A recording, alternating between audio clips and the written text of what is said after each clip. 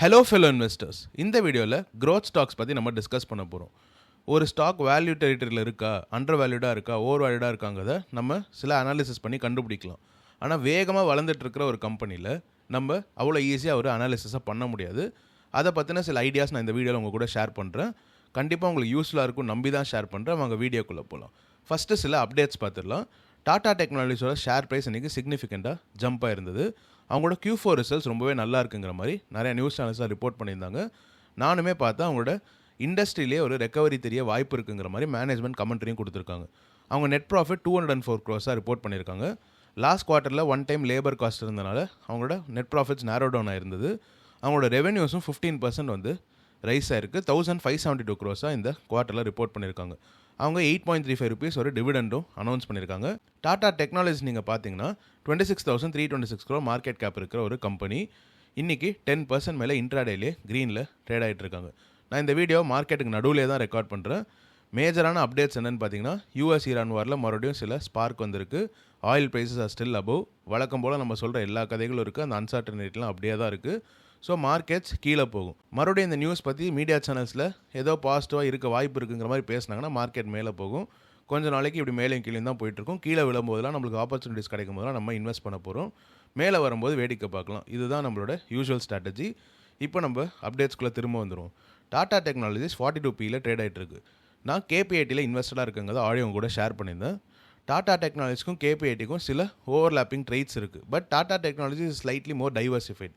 KPIT ஆட்டோமோட்டிவ்க்குள்ளே மட்டும் இருக்காங்க. ரெண்டுமே ER&D இருந்தாலும் டாடா டெக்னாலஜிஸ் ஆட்டோமோட்டிவில் மட்டும் இல்லை, அவங்க ஏரோஸ்பேஸ்லேயும் இருக்காங்க, அதர் ஃபீல்ட்ஸ்லேயும் அவங்க வெஞ்சராக இருக்காங்க. டாடா டெக்னாலஜிஸோட ROE ROC பார்த்திங்கனாலும் சூப்பராக இருக்குது. ரிட்டர்ன் ரேஷியோஸ் எல்லாமே நல்லா இருக்குது. அவங்களோட EPS growth மட்டும் கொஞ்சம் ஸ்டாகர்டாக இருக்கும். அங்கங்கே கொஞ்சம் மேலேயும் கீழேயும் போயிட்டுருக்கும். KPIT on the other hand has shown consistent revenue growth, consistent EPS growth. Tata டெக்னாலஜிஸில் ரீசெண்டாக நடந்த ஒரு டிப் இருக்குது. அந்த ஒன் டைம் லேபர் காஸ்ட்டாக இருந்தால் கூட ஓவராலாக நீங்கள் மார்ச் 2023 பார்த்தீங்கன்னா குவார்டர் ஆன் குவார்ட்டரில் அவங்களோட ப்ராஃபிட்ஸில் ஒரு பெரிய இம்ப்ரூவ்மெண்ட் தெரியல. KPIT on the other hand continuous growth காமிச்சிட்டே வராங்க. ஃபார் எக்ஸாம்பிள் அவங்களோட குவார்ட்டர்லி ரிப்போர்ட்ஸ்லாம் எடுத்து பாருங்கள். அதாவது டாப் லைனும் நல்லா க்ரோ ஆகிட்டே இருக்குது, பாட்டம் லைனும் சூப்பராக கண்டினியூஸாக க்ரோ ஆகிட்டே இருக்குது. இந்த லாஸ்ட் 1 yearல் மட்டும் அவங்க சில டிப் எடுத்திருக்காங்க. அதனால தான் ஷேர் ப்ரைஸும் சிக்னிஃபிகண்ட்டாக கரெக்ட் ஆகிட்டு இருக்குது. நாளைக்கு அவங்களோட ஏர்னிங்ஸ் ரிப்போர்ட் வரும். ஐ திங்க் டாடா டெக்னாலஜிஸோட ஏர்னிங்ஸ் ரிப்போர்ட் பார்க்கும்போது இங்கேயும் சில பாசிட்டிவ் கமெண்ட்ரி வரதுக்கான வாய்ப்புகள் இருக்குது. But I might be wrong. KPIT நல்லா பெர்ஃபார்ம் பண்ணுதா இல்லையா, அவங்க ஃப்யூச்சரில் எப்படி பெர்ஃபார்ம் பண்ண வாய்ப்பு இருக்குங்கிறத அவங்க ஏர்னிங்ஸ் ரிப்போர்ட் வந்ததுக்கப்புறம் நான் இன்னும் டீட்டெயிலாக டிஸ்கஸ் பண்ண ட்ரை பண்ணுறேன். ஐ திங்க் KPIT லாங் டேர்மில் ஒரு நல்ல இன்வெஸ்ட்மெண்ட்டாக தான் இருக்கும். நான் அரௌண்ட் 650 ரேஞ்சிலேருந்து இன்வெஸ்ட் பண்ணிட்டு இருந்தேன். 670 திரும்ப 690 ஒரு டிப் வரும்போது கொஞ்சமாக வாங்கியிருந்தேன். அதுக்கப்புறமா நான் KPITயில் பெருசாக இன்வெஸ்ட் பண்ணுறதே இல்லை. The last purchase was around இந்த 690s ரேஞ்சுன்னு நினைக்கிறேன். கிட்டத்தட்ட 3.5% ஆஃப் மை போர்ட்ஃபோலியோ KPITயில் தான் இருக்குது. But I hope I will get further opportunities in this company. என்னோட பொசிஷனை கொஞ்சம் அதிகமாக சைஸ் அப் பண்ணணும்னு நான் நினைக்கிறேன். இவங்களோட ரிட்டர்ன் ரேஷியோஸ் பாருங்கள், இவங்களோட EPS growth ரேட் பாருங்கள். கண்டிப்பாக இவங்க ஒரு ஃபினாமினலான கம்பெனி. இப்போது வோக்காட் ஃபார்மா பற்றி பார்ப்போம். அவங்களோட ஷேர் ப்ரைஸும் இன்றைக்கி சிக்னிஃபிகண்ட்டாக பெர்ஃபார்ம் பண்ணியிருந்தது. அவங்களோட Q4 ரிசல்ட்ஸுமே ரொம்பவே சூப்பராக இருந்தது போல். அவங்களோட கன்சாலிடேட் ரெவென்யூ 965 crores ரிப்போர்ட் பண்ணியிருக்காங்க. 743 crores லாஸ்ட் இயர் ரிப்போர்ட் பண்ணியிருக்காங்க. ஸோ ஃபினாமினலான பெர்ஃபார்மன்ஸ். அண்ட் அவங்களோட ஷேர் ப்ரைஸ் இன்றைக்கி 10% மேலே ரைஸ் ஆயிருந்தது. ப்ராஃபிட் 164 crores வந்து அவங்க ரிப்போர்ட் பண்ணியிருக்காங்க. லாஸ்ட் இயர் வந்து அவங்க லாஸ் புக் பண்ணியிருந்திருக்காங்க. So market will obviously be optimistic. The company had posted a net loss of 45 crores in the corresponding period of the previous fiscal year. So FY25 fourth quarterல் அவங்க 45 crores loss book பண்ணியிருக்காங்க. இப்போ இவங்க obviously profit book பண்ணாங்கன்னா share price பிச்சுக்கிட்டு மேலே போகும். அதுக்கேற்ற மாதிரி இன்றைக்கி நல்லாவே பெர்ஃபார்ம் பண்ணியிருக்கு. அது தவிர சில கம்பெனிஸோட ஏர்னிங்ஸ் ரிசல்ட்ஸுமே நல்லா தான் பெர்ஃபார்ம் பண்ணியிருக்காங்க. ஷோபாவும் இன்றைக்கி சூப்பராக பெர்ஃபார்ம் பண்ணியிருந்தாங்க. L&T and Coforge ஏர்னிங்ஸ்க்கு market wait பண்ணுதுங்கிற மாதிரி இன்றைக்கி சொல்லியிருக்காங்க. கோஃபோர்ஜ் பிகாஸ் ஐடி செக்டரே இப்போ ஒரு டாக்கிங் நியூஸ் பீஸ் தான் எல்லாருக்குமே. L&T obviously one of the largest companies in India. அவங்க பெர்ஃபார்மன்ஸ் எப்படி இருக்குங்கிறத மார்க்கெட்டே க்ளோஸாக வாட்ச் பண்ணிகிட்ருக்கோம். M&Mோட ரிசல்ட்ஸும் வருது. ஸோ இது மூணுமே நம்ம கவர் பண்ண ட்ரை பண்ணுவோம். ஸோ ஓவராலாக கண்டிப்பாக இது இன்ட்ரெஸ்டிங்கான ஒரு வீக்காக தான் இருக்க போகுது. ஏர்னிங் சீசன் பற்றி உங்கள் கூட டிஸ்கஸ் பண்ணுங்கிறதுக்காக தான் இதெல்லாம் நான் சொல்லிகிட்டு இருக்கேன். லார்ஜ் கேப்பில் ஃபார் எக்ஸாம்பிள் ஃபினான்ஷியல்ஸில் என்னை பொறுத்த வரைக்கும் ரிசல்ட்ஸ் நல்லா இருந்தது. பட் ஐடியில் ரொம்பவே பெயின் இருந்ததுங்கிறது க்ளீனாகவே தெரிஞ்சுது. கான்ஸ்டன்ட் கரன்சி டேர்ம்ஸில் ரொம்ப சுமாராக தான் most of the IT companies perform பண்ணியிருக்கு. அதுக்கேற்ற மாதிரி ஷேர் ப்ரைஸ்லேயும் ரிட்டர்ன்ஸ் இப்போதைக்கு வரப்போதில்லை. IT will be a good investment opportunity if you are building your position very slowly. இங்கே ஒரு கான்ட்ரேன் பெட்டாக எடுத்து மொத்த பணத்தையும் ஐடியில் கொட்டிட்டோன்னு வைங்க, அந்த நேரேட்டிவ் ஷிஃப்ட் ஆகிறதுக்கு, அந்த சென்டிமெண்ட் ஷிஃப்ட் ஆகிறதுக்கு பல வருஷங்கள் ஆகலாம். அப்புறம் பெரிய ஒரு ஆப்பர்ச்சுனிட்டி காஸ்ட்டில் மாட்டுறதுக்கான வாய்ப்புகள் இருக்குது. இந்த ஆப்பர்ச்சுனிட்டி காஸ்ட்டில் மாட்டிக்கிட்டு வெயிட் பண்ணுறது ரொம்பவே டாக்ஸிங்கான ஒரு விஷயம். நான் பர்சனலாக அதுக்குள்ளே போய் மாட்டியிருந்திருக்கேன். பேப்பரில் 1 இயர் தான் இருந்தேன். பட் அதோட ஆப்பர்ச்சுனிட்டி காஸ்ட் பற்றி இப்போ யோசிச்சு பார்த்தா எனக்கு நிஜமாலே கொஞ்சம் வருத்தமாக தான் இருக்குது. அது மட்டும் இல்லாமல் அந்த டைமில் யூஎஸில் ஒரு சூப்பரான புல் இருந்தது. நான் வேல்யூ பிக் பண்ணலாம் அப்படின்னு சொல்லிட்டு ஒரு வேல்யூ ட்ராப்பில் மாட்டிக்கிட்டு ரொம்ப நாள் தவிச்சிக்கிட்டு இருந்தேன். பட் நான் பரவாயில்ல, என்னோட 2-3 வருஷத்துக்கு முன்னாடிலேருந்தே இன்வெஸ்ட் பண்ணிட்டு இருக்கவங்க, பேப்பரில் ஹோல்ட் பண்ணிட்டு இருக்கவங்க இருக்காங்க. மேபி இந்த ஷேர் ப்ரைஸ் மறுபடியும் ஃபியூச்சரில் ஏதாவது ஒரு காரணத்துக்காக மேலே போகலாம், அவங்க வென்மோவை தனியாக விற்க போகிறாங்கங்கிற மாதிரி நியூஸ்லாம் வருது. எனி ரீசனுக்காக ஷேர் ப்ரைஸ் மேலே போகலாம். ஃபார் எக்ஸாம்பிள் இன்டெல்லே யூஎஸ் பிரசிடென்ட் வந்து இன்வெஸ்ட் பண்ணியிருந்தாங்க. $18 $20 இருக்கும்போது நிறைய பேர் அது கரிச்சு கொட்டிகிட்டு இருந்தாங்க. இப்போ $80 சேஸ் பண்ணி வாங்குறாங்க. என்னோட பாயிண்ட் ஆஃப் வியூவில் இன்டெலோட கம்பெனியில் எனக்கு என்றைக்குமே இன்ட்ரெஸ்ட் இருந்ததே இல்லை. பட் ஆப்வியஸ்லி அதில் இன்வெஸ்ட் பண்ணவங்க ஒரு கான்ட்ரேனான பெட் எடுத்திருந்தாங்க and they were right about it as well. ஆனால் இந்த மாதிரி எல்லா கான்ட்ரேரியன் ஐடியாஸுமே வந்து கண்டிப்பாக ஒர்க் அவுட் ஆகுங்கிற அவசியம் கிடையாது. Sometimes it may take years to work out. So ஐடியில் கொஞ்சம் கேர்ஃபுல்லாக இருக்குது நம்மளோட கடமை. மெதுவாக இன்வெஸ்ட் பண்ணணும். ரொம்ப பெரிய position in our entire portfolio IT கொடுத்துக்கிட்டு அப்புறமா அது வந்து பெரிய பர்ஃபார்மன்ஸை ரொம்ப வருஷமாக கொடுக்காமல் இருந்ததுன்னா நம்ம போர்ட்ஃபோலியோ கொஞ்சம் லேக் ஆகும். வேறு எதுவுமே இல்லை. அந்த லேகை வந்து நம்ம தவிர்க்கணும்னா, ஓவரால் நம்ம நல்ல ரிட்டர்ன்ஸ் கொடுக்கணும்னா we should size up our position ஸ்லோலிங்கிறத நான் உங்கள் கூட ஷேர் பண்ணிக்கிறேன். இப்போ தங்கமயில் ஜுவல்லரி பற்றி பார்க்கலாம். இதை தான் ஒருத்தர் கமெண்ட் செக்ஷனில் கேட்டிருந்தார். தங்கமயில் ஜுவல்லரியோட கம்பெனி எனக்கு ரொம்ப பிடிச்சிருக்கு, அவங்க பிஸ்னஸ் நல்லா பெர்ஃபார்ம் பண்ணிகிட்டு இருக்காங்க, பட் இவங்களை எப்படி எவாலுவேட் பண்ணுறது, இவங்க ரொம்ப வேகமாக வளர்ந்துட்டு இருக்கிற ஒரு கம்பெனிங்கிற மாதிரி சொல்லியிருந்தாங்க. இவங்க 22% கன்சிஸ்டண்ட்டாக க்ரோ பண்ணிட்டு வராங்க, which is a wonderful thing. அவங்களோட இபிஎஸ் க்ரோத்தை லாஸ்ட் ஃபியூ இயர்ஸில் இன்னுமே பூஸ்டாக இருக்குது. Thangamayil jewellery is a growth stock, அதில் எந்த விதமான சந்தேகமே கிடையாது. இவங்களை எப்படி எவாலுவேட் பண்ணலான்னு கேட்டிங்கன்னா, அவங்களோட ஏர்னிங்ஸ் ட்ராஜெக்டரியை நீங்கள் முதல்ல புரிஞ்சுக்க ட்ரை பண்ணணும். அது மேனேஜ்மெண்ட் கமெண்ட்ரி மூலியமாக, இல்லை சில தரமான அனலிஸ்ட்லாம் இருக்காங்க, அவங்களோட எஸ்டிமேட்ஸ் மூலியமாக அவங்க எப்படி இந்த கம்பெனி அனலைஸ் பண்ணுறாங்க, நம்ம இந்த கம்பெனியில் அதே எக்ஸ்பெக்டேஷன்ஸ் வச்சுக்கலாமா, இல்லை அதோட ஸ்லைட்லி கன்சர்வேட்டிவாக வச்சுக்கணுமா, இல்லை அதிகமாக வச்சுக்கணுமாங்கிறத டிசைட் பண்ணிவிட்டு அவங்களோட ஏர்னிங்ஸ் க்ரோத்தை மைண்டில் ஃபிக்ஸ் பண்ணிக்கிட்டோன்னா அதுலேருந்து நீங்கள் அவங்களுக்கு என்ன ஏர்னிங்ஸ் மல்டிபிள் கொடுத்து வாங்கலாங்கிறத டிசைட் பண்ணலாம். ஃபார் எக்ஸாம்பிள் இவங்க நெக்ஸ்ட் ஃபியூ இயர்ஸ்க்கு 25% க்ரோ பண்ணுவாங்க, அட்லீஸ்ட் ஒரு 3 இயர் 5 இயர் டைம் ஃப்ரேமில் இவங்க 25% க்ரோ பண்ணுவாங்கன்னா அப்போது அவங்களோட ஃபார்வர்ட் பிஇ என்னவாக இருக்குங்கிறத நீங்கள் மைண்டில் எடுத்துக்கணும். FY 27க்குள்ளே இவங்க இபிஎஸ் இங்கேருந்து இன்னொரு 25% 30% மேலே போகுதுன்னு வைங்க, அப்போ அவங்க ஃபார்வர்ட் பிஇ என்னவாக இருக்கும், அந்த பிஇ மல்டிபிள் உங்களுக்கு கம்ஃபர்டபுளாக இருக்கா இல்லையாங்கிறத நீங்கள் டிசைட் பண்ணணும். இன்னொரு விஷயம் பெக் ரேஷியோ வச்சு பார்க்குறது. என்ன தான் இவங்க 51 பியில் இருந்தாலும் இவங்க பெக் ரேஷியோ பாருங்கள் 1.12. ஏன்னா இவங்க லாஸ்ட் 3 இயர்ஸ் டைம் ஃப்ரேமில் ஸ்க்ரீனரில் அதை வச்சு தான் கேல்குலேட் பண்ணுறாங்க. 45% சிஏஜியில் அவங்க இபிஎஸ்ஸை க்ரோ பண்ணியிருக்காங்க. அப்போ 51/45 போட்டு பார்த்தீங்கன்னா உங்களுக்கு 1.12 கிட்ட கிடைக்கும்.